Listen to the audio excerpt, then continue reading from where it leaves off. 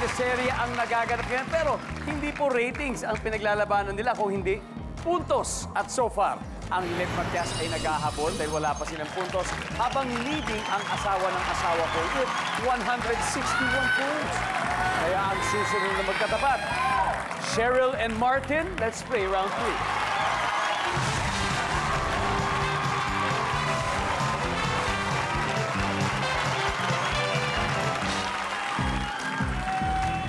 Top 6 answers are on the board.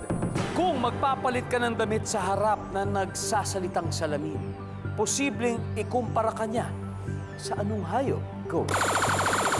Cheryl. Kabayo. Kabayo. Nandyan ba ang kabayo?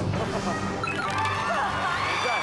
Martin, kung yari magpapalit ka ng damit sa harap ng nagsasalitang salamin, posibleng ikumpara ka niya sa anong hayop, Martin? Aso. Aso! Bakit kaya? Bakit? Siguro yung kawawa na... Yung droopy eyes. Droopy eyes, diba? Nandyan ba ang aso? Yes! Martin, mas mataas ang aso. Pass or play? Play! Cheryl, balik muna tayo. Let's go play round 3 for the third time. For the third time, Kim. Oh, kung magpapalit ka ng damit sa harap na nagsasalitang salamin, posibleng ikumpara ka niya sa anong hayop? Baboy. Baka maputik. Di ba nangyari? Galing nagmotor ka. O tapos dumihan ka, maputik galing ka sa labas. Di ba? At bilang taga-Balayan ka, may parada ng lechon kahapon. Yes, happy fiesta. Fresh na fresh sa memory mo. Nandyan ba ang baboy?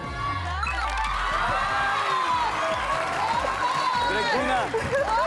Kung magpapalit kayo ng damit sa harap ng nagsasalitang salamin, posibleng ikumpara niya kayo sa anong hayop? Ano kaya? Pusa. Pusa! Oh. Pwede! Pwede! Pusa! Yes! Nandiyan ba ang pusa?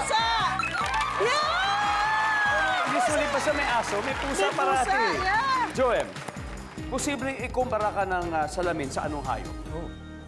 Ibon. Ibon! Survey says... Wala. Martin, Ano kaya to? Baka. baka! Bakit?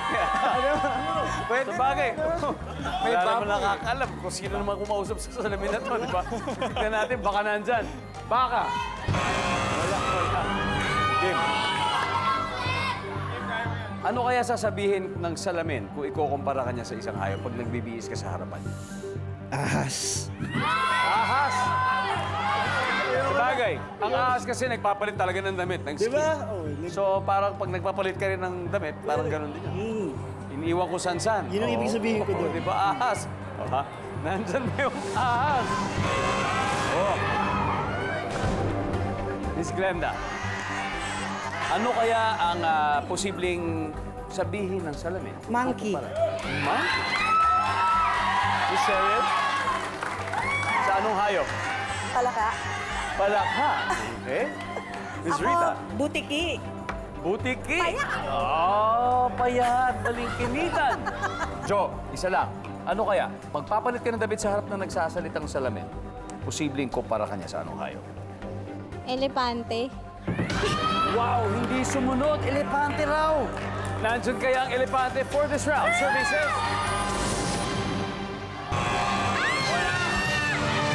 Alright, everybody, tignan natin yung mga na-miss out na sagot. Number 2, please.